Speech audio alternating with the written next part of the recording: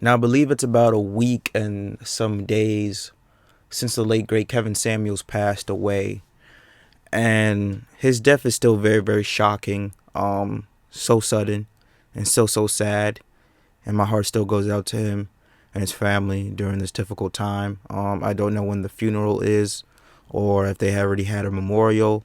Especially since I've been so busy the last a week and so, but mainly been on social media again with the disgusting, toxic, deplorable, polarizing reactions to his passing, mainly from the female side of things, because their feelings were hurt all because of words that he said that they didn't like to hear. And I've always said this about us as a black community. We are the problem in today's world. It's us. And this is a perfect example of why we are the problem and why we will continue to be the problem. We cannot say we love one another when we act like this in somebody's disaster. We can't do that. That is hypocritical to the umpteenth degree. For all those people who have Black Lives Matter in their movement and protect black women, protect black king, protect black men, who are all pro-black businesses whatsoever, take that crap off your ball, because if you were one of the people who were celebrating and praising a black man dying, you are the problem.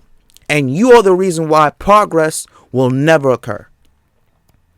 You are upset because somebody said something that you willingly watch. You tuned into every time that he went on live, or he did an Instagram live, he did a YouTube show. You were upset because he said things that you did not like to hear, but you needed to hear. May not like his delivery and how aggressive he was with it, but at the end of the day, the message was strong behind it. And that's been the issue with us, is the A word, accountability. Black people, we love to throw that. Hey, black men hold other black men accountable for the things that they do. Okay, yes, you're right, sis, we do that. Hey, black women hold black women for the other for accountable things that they do. They don't seem to do that very well. In fact, that word just sneezes past them. They are immune to that word. Is their kryptonite. You know how Superman, when he sees the green kryptonite, he all of a sudden starts to die. That is black women in today's society. Not all, I'm speaking general, but a majority. The ones who are on social media praising his death. It is unacceptable and egregious to think that we live in a society, in a world where just because you don't agree with everything that comes out of a person's mouth, you celebrate their downfall. That's really what the message that's being portrayed amongst black people. If you don't agree with us with everything that we say, do, we will not rock with you. And it's kind of funny how all these quote unquote angry black women, if you're not one of them, that doesn't apply to you, but the general speaking, the angry black women who are celebrating Kevin Samuels' death are coming out and saying, well, that's karma for you. That's what you get for talking down on us. That's what you get for bashing us. Really? Yet you are the same ones who willingly tuned in and watch his show. You see, I don't understand this. If you don't like to watch something, if you don't like anything, why do you continue to go back to it? It's like for the people who always complain about their exes being toxic, yet they're always breaking up and making up with them every single week. Yeah, those are the people talking about you. Or the people who don't like a specific food, yet continue to eat it. We literally complain about things that we can control. It's like, oh, I didn't like Kevin Samuels, but you were still watching him. His YouTube numbers were up through the roof. His Instagram followers are up through the roof. The numbers that he has on his social media does not lie. So for people who say, well, I hated Kevin Samuels, I couldn't believe the stuff that he was saying. So why did he have over 100,000 people watching his live? Why does he have over 1.7 million YouTube subscribers? Why does he have over 1 million Instagram followers? And it's not all men that follow him now. He has a lot of female followers too. So let's get that straight. But they don't want to talk about that. No.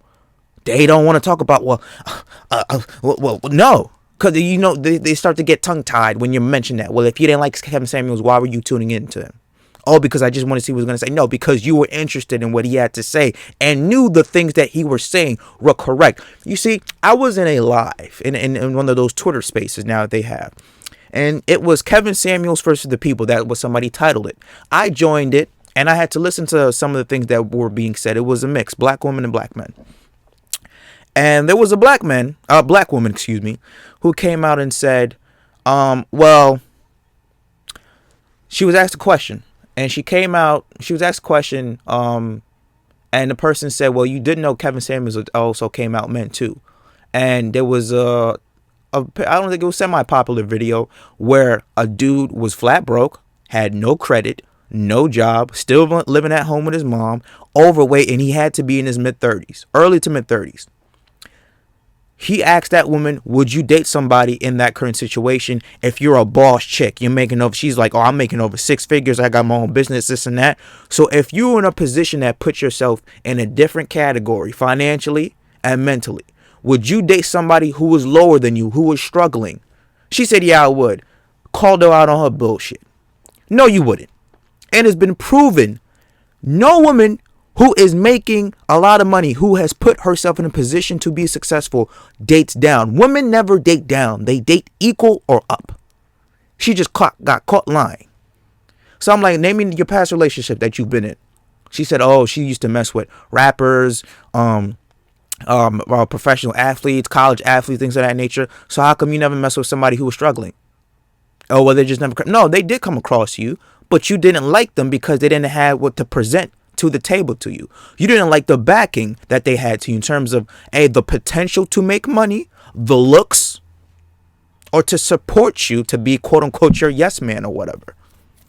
See, women lie just to make their point seem right. Even though they know what they're saying is bullshit, she still lie just to be like, yeah, I'm right. It's the need to be right. And then when you call them out and they get caught in their own BS, then they all of a sudden they want to get angry. Well, who are you to tell them what you do? You just expose yourself, you clown. No woman in their right mind who has their head on straight will date lesser. You will either to date somebody you're equal or above you. Or if you see him having potential, but he has to have something going for him. Like, come on, we need to stop with this. And it was just the same old BS. They mentioned, well, hey, how are you going to take advice from Kevin Samuels? He's been divorced twice. But yet you people are taking advice from Steve Harvey. He's been divorced 3 times. Nobody says anything about Steve Harvey when he gives relationship advice. But when it comes to Kevin Samuels and the fact that he's been divorced twice, it's a problem. But yet they listen to Steve Harvey's relationship advice like it's the word of the gospel. He's been married 3 different times. But nobody seems to mention that. They like Steve Harvey because he says things that they like to hear. He doesn't say things that they need to hear. You see, the truth hurts. When people give harsh critique and they come at you, it's because you know what they're saying is correct to a certain degree. Somebody told me this is a great point. If you always say something or say certain things, and you never have some type of backlash or people never get mad at you for any type of reason, you're not saying the truth. Because saying the truth will cause reaction. Because if you ever are saying stuff that are politically correct and you're always neutral, nobody's going to come out and attack you because it's like, oh, well, he didn't say anything that offended us. Oh, well, you know what? He didn't really say anything that we couldn't really disagree with. No. Then you are not speaking the truth and you're not helping people. To help people, you have to tell them the truth. They may not like to hear it, but damn it, they need to hear it. And we need to stop. Well, I need to watch my words when I'm around people or when I'm around women because they're super sensitive. Well, guess what?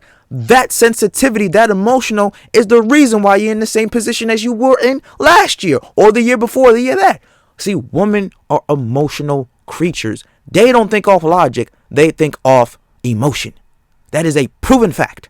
You can ask 100 females. 98% of them will tell you, yeah, we think off emotion. Why do you think that if a man cheats on a woman, the first thing that she will do is cry? Obviously because it hurts. Or second, if she's petty, which females are notoriously known for being petty, she will most likely do revenge cheating. And she's not going to do it with somebody who is better than the guy that she's dating. She's just going to do it to somebody who the guy knows, who's a good friend with them, just to get back at them. And guess what? If the sex is good, she will likely be attached to him. Because here's the thing, and this is a proven fact, and don't try to debate me on this nonetheless, because if you do, you're stupid. Women get attached when the sex is good. I don't want to hear it like, no. Yes, you do. When something is going inside your body, especially like a baby, why do you think they get attached to babies? Because it's growing inside their bodies. That is something that you cannot let go. That is the ultimate attachment. If a dude is going inside your body where you produce a baby from, you're obviously going to get attached to him, especially if it's good. And you already emotionally detaching yourself because of the hurt that the man gave you. You're looking for another emotional cover up for that pain. And then he's like, wow, this was good. This was a stimulating effect. I like him now. He could be damn near the devil, but I like him. And we have these people like Vivica Fox or something like that talk about, well, hey, karma's coming at your door. Vivica Fox, man, you haven't done nothing since 1999. Stop it. You have done nothing. I don't even know what your current, what hit movies that you've done, what any relevant shows that you've been part of since that time. Just stop it. So many of these angry black people coming out, yeah, I'm happy Kevin's. Just, you are disgusting. And you look at them and you're like, no wonder misery loves company. You are miserable in your life that you're happy when somebody else is miserable with you. That's how it is. And it's disgusting to say the least. And I'm going to make more videos about this because the stuff that I'm seeing is just really pissing me off. And that's exactly why we will never progress. You can't. Look at this. The white people, the white community. When somebody who is seen as an icon or a legend in that race, they uphold them to the highest degree. Let me tell you why. Elvis Presley, he's known as an icon, musical legend, right? He's had some deplorable things done to him in the past, or that he's committed in the past. Elvis Presley wasn't a saint. We want to talk about the whole 14-year-old incident, that 14-year-old girl? Man was borderline a pedophile. Nobody wants to bring that up, though. But he's praised by the white community. He's praised. He did probably say some things that people didn't like, but majority of the time, he is praised. Kevin Samuels, polarized. Where was the uproar of praising somebody's death when it was in our community against somebody? Trayvon Martin? Ring a bell. Where was the uproar of trying to get George Zimmerman killed? I want Zimmerman dead. He just, you were upset. But where was that uproar? I want to know, where's the other uproar for serial killers, scammers, and things that you know, that you personally know, that are committing crimes, that you also want them dead? You don't do that. Where's that uproar? Because a man said things that hurt your feelings, you get upset. But you don't see white people in the white community, for the most part, they don't say, yeah, we want Elvis Presley dead. We're happy he's dead because of his the whole 14-year-old girl incident that he was doing. You don't hear none of that. It's insane. But I'm not surprised. I'm just disappointed. I'm really just disappointed. And again, you mainly look at the people.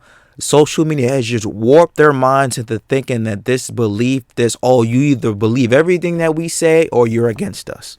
And there's a reason why they won't go nowhere in life. They really don't. They really don't.